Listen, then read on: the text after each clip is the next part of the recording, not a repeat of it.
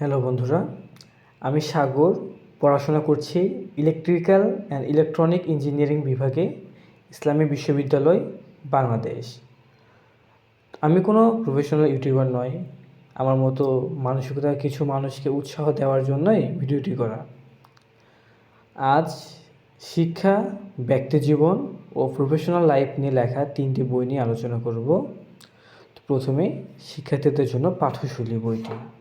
এই বইটিতে আমরা কেন, কিভাবে পড়ি বা পড়া উচিত সে বিষয়ে গুছিয়ে বলা আছে। বইটি আমি 30 টাকাতে কিনেছিলাম। আমরা অনেকেই আছি যারা একাডেমিক বই পড়ার আগ্রহ হচ্ছে না বা ইচ্ছে হলেও কোথা থেকে কি শুরু করব বুঝতে পারছি না।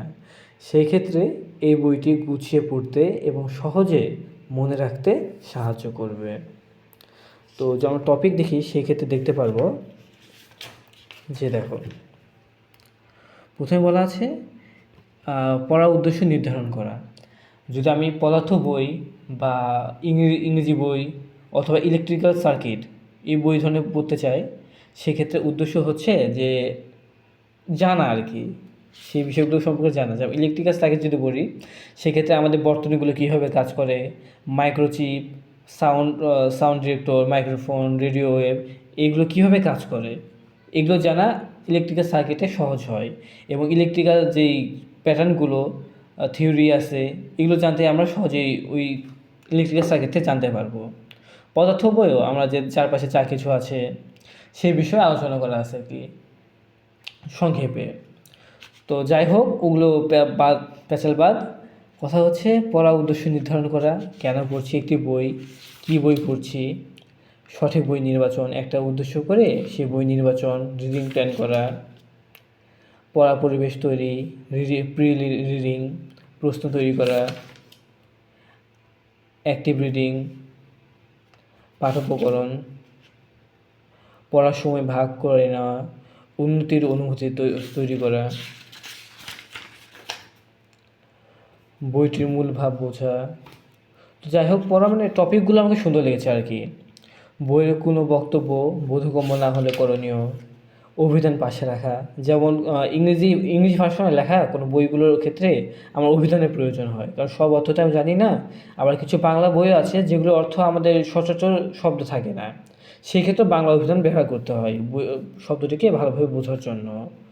বইটি নিয়ে আলাপ করা, চিন্তা করা, জটিল বই পড়া, একটি রিডিং জার্নাল মেনটেন করা, নোটগুলো কিছুদিন পর পর রিভাইজ করা, বই শেষ করার ব্যাপারে দৃঢ় প্রতিজ্ঞ হওয়া।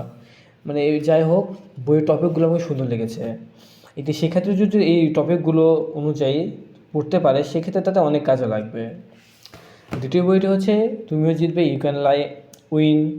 এটি সাধারণত ব্যক্তি জীবনে একজন শিক্ষার্থী হোক বা চাকরির প্রত্যাশী হোক, চাকরিজীবী হোক, অবসর প্রাপ্ত হোক, সব ধরনের মানুষের জন্য এই তুমিও জিতবে, ইউ ক্যান উইন এই বইটি অনেক গুরুত্বপূর্ণ, মানে কাজে দিবে আশা করা যায়। আমি তো এখন যাইনি, তবে পড়ে যা বুঝলাম সেক্ষেত্রে অভিজ্ঞতা থেকে এই কথাটা বললাম আর কি। আর রুট টু সাকসেস, এই বইটি হচ্ছে নেপোলিয়ন হিলের লেখা। এই বইটি সাধারণত চাকরি প্রত্যাশী বা যারা চাকরি করে তাদের জন্য অনেক গুরুত্বপূর্ণ বা কাজে দিবে আশা করা যায়। তো টপিকগুলো দেখলে তোমরা বুঝতে পারবে, যারা স্টুডেন্ট আছো তাদের উদ্দেশ্য করে বলা আর কি। দ্য রোড টু সাকসেস, 15টি বিলবোর্ড।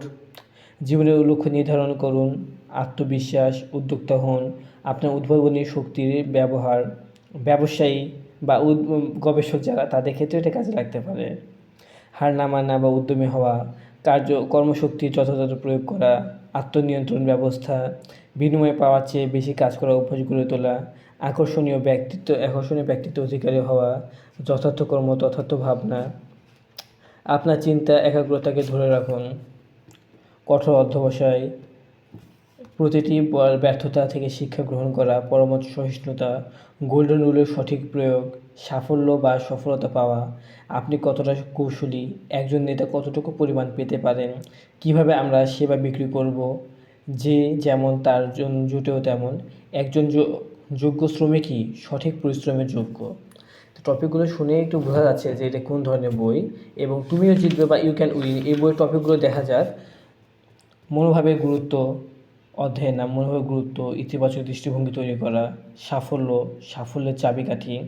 এই বইগুলো যদি শুধু একটা অধ্যায়ে যে শুধু একটা টপিক আছে এমন না, এই অধ্যায়ের পিছনে অনেকগুলো টপিক আছে যেগুলো আপনারা দেখতে বুঝতে পারবেন আর কি।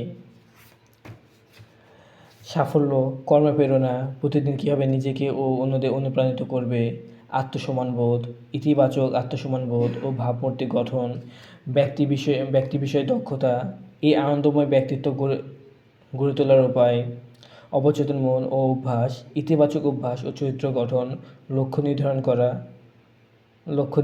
লক্ষ্যে পৌঁছানো, মূল্যবোধ ও কল্পনাপ্রসূত পরিকল্পনা, সঠিক উদ্দেশ্যে সঠিক কাজ করা। কেউ যদি বলেন যে এই তিনটের মধ্যে কোন বই নেব, তো সেক্ষেত্রে আমি বলবো তুমিও জিতবা বা ইউ ক্যান উইন। এই বইটি 17টি ভাষায় লেখা আছে এবং বাংলাদেশে ডক্টর কামাল সরকার এর ভাষান্তর করেছে এই বইটি। তবে অন্য লেখকের অন্য ভাষান্তর ব্যক্তি রয়েছে, সেক্ষেত্রে এই বইটি এত মোটা না, চিকন হবে, একটু কম দামে হবে, হয়তো একটু গোছানো হয়তো কম হবে। তবে এই তিনটি সমন্বয়ে বলতে পারবো, দুটি সমন্বয়ে বলতে পারবো এই বইটি ভালো হবে। এবং এই বইটি যেহেতু সকল পেশা, সকল ব্যক্তি, সকল বয়সের জন্য কাজে দিবে, সেক্ষেত্রে আমি এই বইটি কেনার জন্য সাজেস্ট করব। কেনা বা পড়ার জন্য সাজেস্ট করবো আর কি, বিভিন্ন লাইব্রেরিতে পাওয়া যেতে পারে। তো এটুকুই ছিল, ধন্যবাদ। ফিনিশিং আর কিছু বলবো না।